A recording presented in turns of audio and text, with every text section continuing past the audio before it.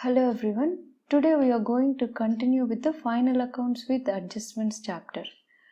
In this video, I am going to explain you about the various scenarios of bad debts adjustments that will help you to solve any kind of bad debts adjustments.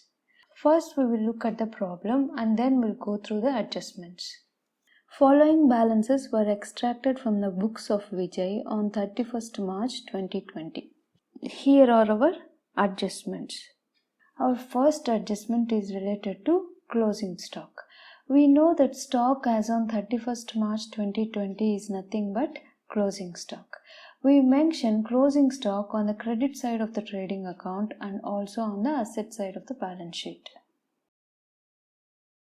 Our next adjustment is related to bad debts. Write off further 1800 as bad debts and maintain the provision for doubtful debts at 5%. We already have 5500 as bad debts given in the trial balance, and also we have provision for doubtful debts created, that is 9000, which is there in the trial balance. In the adjustment, they are asking us to add further bad debts and maintain provision for doubtful debts at 5%. First, let me explain you the different cases of bad debts and provision for doubtful debts and also how to treat them. Our first case is if bad debts given only in the trial balance. When we see bad debts in the trial balance, that means the bad debts entry has already been passed. We know that the entry is bad debts account debtor to debtors account. By passing this entry, we are deducting the bad debts amount from the total debtors amount. In this case, we mention bad debts on the debit side of the profit and loss account. One point we should always remember while preparing final accounts with adjustments. That is, whenever we get any account in the trial balance, we mention that account balance only once in the final statements. If we get it as an adjustment, then we need to mention the account balance in two places. It can be profit and loss account and balance sheet, or trading account and balance sheet, or trading account and profit and loss account. At least we have to mention in two places. It depends on the adjustment. Coming to bad debts again. Our second case in the bad debts is when the bad debts is given as an adjustment. That means the bad debts entry is not passed. So they have given it as an adjustment. In this case, we need to mention the bad debts account balance in two places. That is on the debit side of the profit and loss account, and also we will deduct the bad debts amount from the sundry debtors amount on the asset side of the balance sheet. Now we will discuss provision for doubtful debts. If provision for doubtful debts is given in the trial balance, then we need to deduct the provision for doubtful debts amount from the debtors amount on the asset side of the balance sheet. If provision for doubtful debts is given as an adjustment, then we should check if we have bad debts given in the trial balance or in the adjustment. If bad debts is given in the trial balance, then we just have to calculate provision percentage on sundry debtors. For example, if the sundry debtors amount is 5000 and provision for doubtful debts percentage is 10%, then provision for doubtful debts amount is 500.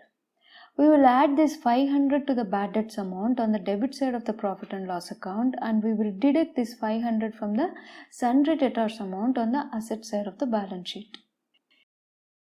If bad debts are given as an adjustment and not in the trial balance, and also we are asked to create provision for doubtful debts. In this case, we need to deduct the bad debts amount from the sundry debtors amount and then calculate the provision for doubtful debts on the remaining amount of sundry debtors. Let's take the previous example. 5000 is the sundry debtors balance and 10% is the provision for doubtful debts, and also we have 100 as bad debts in the adjustment. Now to calculate the provision for doubtful debts, we will deduct the bad debts amount, that is 100 from sundry debtors balance, that is 5000, which comes to 4900. On this 4900, we will calculate 10% provision, that comes to 490. This 490 is added to the bad debts on the debit side of the profit and loss account and deduct the bad debts and provision for doubtful debts amount from sundry debtors amount on the asset side of the balance sheet. Till now we saw when the bad debts and provision for doubtful debts are given either in the trial balance or in the adjustment. Now we will see when the bad debts and provision for doubtful debts are given both in the trial balance as well as in the adjustment.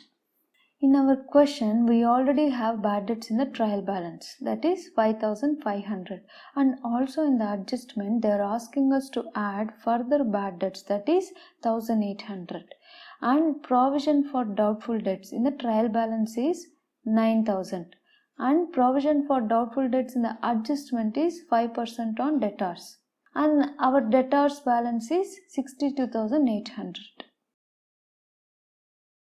As usual, bad debts balance in the trial balance, that is 5,500, we will mention it on the debit side of the profit and loss account. And we will add further bad debts that are given in the adjustment. To calculate the provision for doubtful debts on sundry debtors, we need to deduct the adjustment bad debts amount, that is 1,800, from sundry debtors, that is 62,800. So 62,800 minus 1,800 comes to 61,000. On this we will calculate 5%, which comes to 3,050. We will add this 3,050 to the total bad debts on the debit side of the profit and loss account. Since we already have created the provision, we will deduct the provision amount which is there in the trial balance, that is 9,000, from 10,350, that comes to 1,350. In the balance sheet, we will deduct the further bad debts amount, that is 1,800, and also deduct the new provision for doubtful debts, that is 3,050, which comes to 57,950. Our next adjustment is depreciate machinery at 10%. Machinery value is 93,400 and 10% on that is 9,340. We will mention this 9,340 on the debit side of the profit and loss account, and also we will deduct this 9,340 from the machinery amount on the asset side of the balance sheet. Our last adjustment is provide 7,000 as outstanding interest on loan. Usually if we have outstanding expenses, then we will add this outstanding expenses amount to the respective expenses amount on the debit side of the profit and loss account. For example, if we have salaries in the trial balance and we have an outstanding salaries as an adjustment, then we will add these outstanding expenses to the salaries amount on the debit side of the profit and loss account. And also we will show this outstanding salaries amount on the liability side of the balance sheet. Here in the question, they have given outstanding interest on loan. So we will just mention this outstanding loan on the debit side of the profit and loss account and add this outstanding interest to the loan amount on the liability side of the balance sheet. We are done with the adjustments. Now we will prepare trading profit and loss account and balance sheet. Our first account is capital. Capital is always a liability, so we will mention capital in the liability side of the balance sheet. Next is drawings. We will deduct this drawings amount from the capital on the liability side of the balance sheet. Next is general expenses, that will come on the debit side of the profit and loss account. Next is buildings, which is an asset, so we will mention this in the asset side of the balance sheet. Next is machinery, which is also an asset. We will mention this in the asset side of the balance sheet. But we have an adjustment here. Depreciation on machinery is 10%. We will mention this on the debit side of the profit and loss account as depreciation on machinery, and we will deduct this depreciation amount from the machinery amount on the asset side of the balance sheet. Next is stock on 1st April, which is an opening stock. We will mention this on the debit side of the trading account. Next is insurance, that will come on the debit side of the profit and loss account. Next is wages, which is a direct expense. This we will mention it on the debit side of the trading account. Next is debtors, and also we have adjustments which we have already calculated. We will mention bad debts, provision for doubtful debts on the debit side of the profit and loss account and also on the asset side of the balance sheet.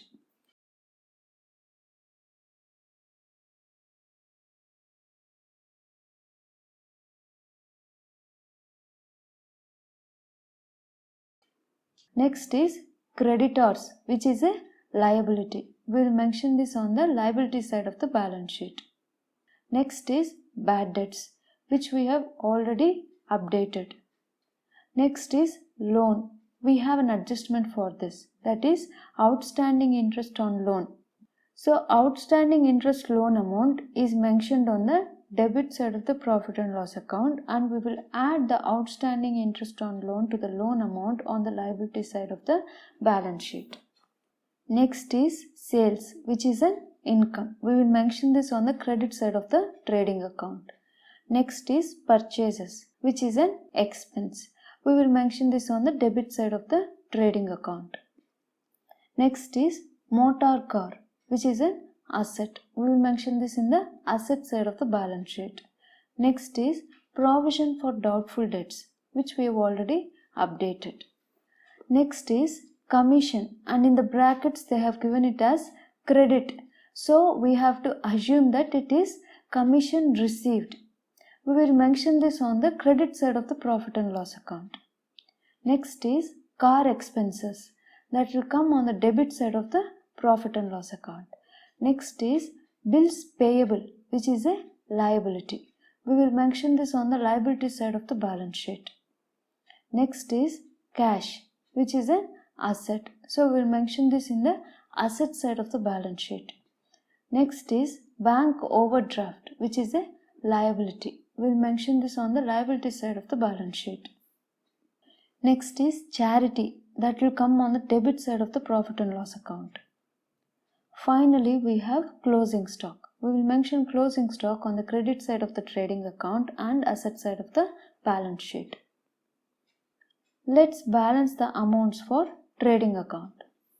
We get a gross profit of 1,79,600. We transfer this gross profit to the credit side of the profit and loss account. We get a net profit of 95,510. We will add this net profit to the capital on the liability side of the balance sheet. We get 5,02,810 on both the sides, that is on the liability side, also on the asset side. Both the side totals are matching with each other, hence our balance sheet is correct. Hope you guys have understood the explanation. If you guys have any questions, please don't hesitate to post them in the comment section below. And also, if you guys think that this video is helpful or useful to you guys, do not forget to click on the subscribe button. And thanks a lot for watching this video.